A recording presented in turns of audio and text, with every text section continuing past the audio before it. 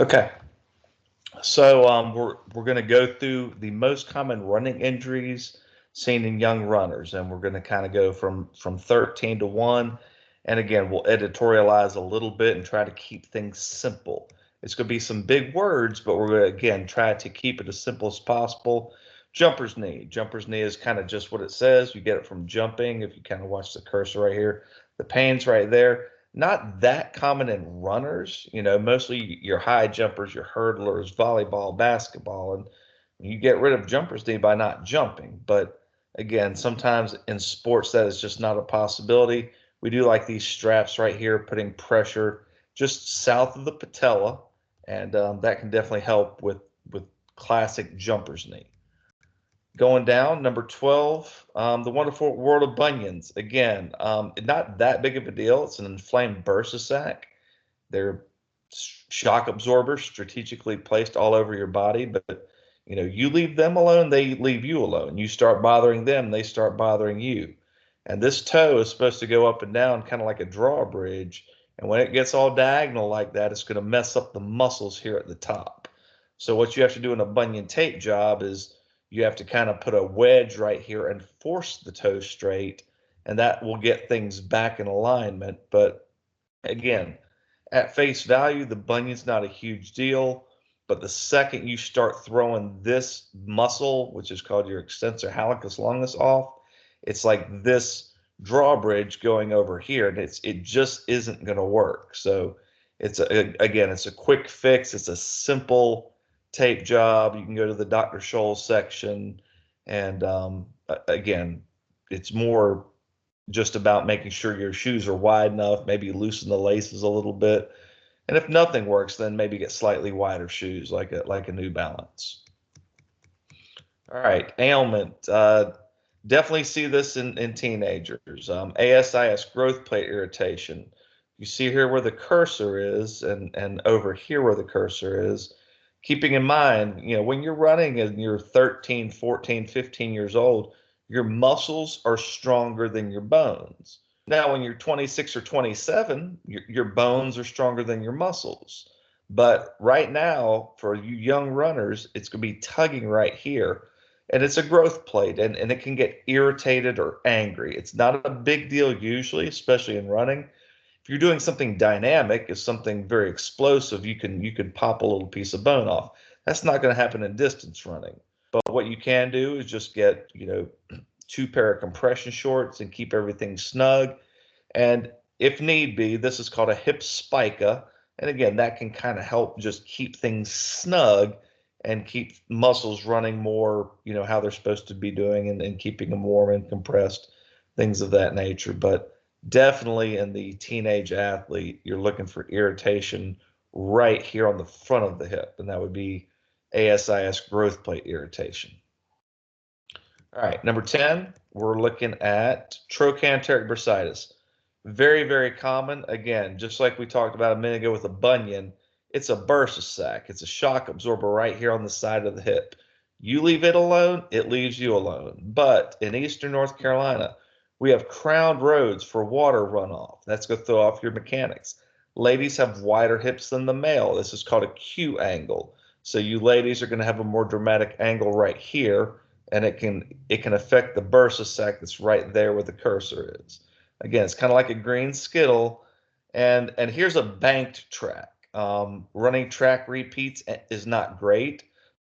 What we'll do is we'll run some clockwise, some counterclockwise, but it's no different than tires on a NASCAR. That if you go, around this thing 500 times, probably your left two tires are going to be more worn, and your right two tires are going to be reaching, and that holds form with our hips, and we kind of throw our bodies out of whack. So if you get a clicking, popping sensation on the outside of your hip, it's probably trochanteric bursitis.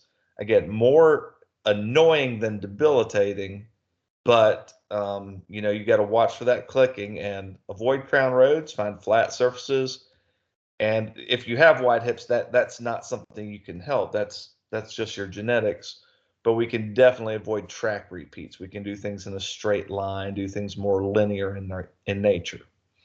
Okay, we got number 9, medial tibial stress syndrome, kind of shin splints of the inside. So if your pain's on the inside of the shin as opposed to the outside, very common for people that, are more duck-footed and run with their feet out. And this is good stuff. This is kinetic tape or K-tape, and you can put pressure right here on the inside, reinforce it with some of the cross taping. But definitely more common in people that kind of run with their feet out, I guess more duck-footed than pigeon-toed, but very common. MTSS, medial tibial stress syndrome. And at number 8, Osgood Schlatter's disease. Sounds terrible. Basically, it's growing pains. If you see here, it's a calcification right there, and you see here in the illustration. Again, it's when kids hit growth spurts, and you're sitting there and you're pounding, whether you're playing basketball or cheerleading, you're pounding on hard surfaces. You're growing at night, and this thing is tugging up, and that's okay. I mean, you can't stop growing. You can't really do a tape job for this. You could definitely ice it, definitely stay on grass, but just understand your body's growing, and we'll do the best we can to keep you on a soft surface. But again, this one, very difficult to tape because it's more kind of it's a calcification in nature as opposed to a tendon or muscle. So again, the best thing you can do is ice massage right there. And I mean, keep growing. You cannot stop growing. It's not a bad thing. Just stay on the grass. All right, coming in at number 7, tibialis anterior tendonitis. If you ever get pain here on the front, again, if you're watching earlier the drawbridge example, that this tibialis anterior lifts your foot, 10,000, 20,000 times a day. And if you get irritation here, it's tibialis anterior tendonitis, not a big deal. Again, you're massaging it, you're icing it, you're taking your Advil, and just do a Google search of treatments for tibialis anterior tendonitis. Again, we're just trying to kind of give you guys an idea of if it hurts here, it's probably this. Coming in at number 6, we're going to go with chondromalacia. Fancy word. Basically, it's scuffing of the back of the kneecap. So with this one, the pain is more on the north side of the kneecap or patella. And what we want to do is get a neoprene sleeve, $9.95, probably $14.95 at your local, even Walgreens. But this thing needs to be super tight. And I use an example right here of this is a souffle popping out. It needs to be, you need to get a small. I mean, even people with moderate sized legs probably need a small. The kneecap should be kind of popping out of here. It's going to help keep this area warm and keep it tracking. And again, what's happening every step of your life, the back of your kneecap is scuffing against here, the front of the femur. Again, unless you're a baseball catcher, it shouldn't be bothering you on a daily basis. But runners from an overuse perspective do get this.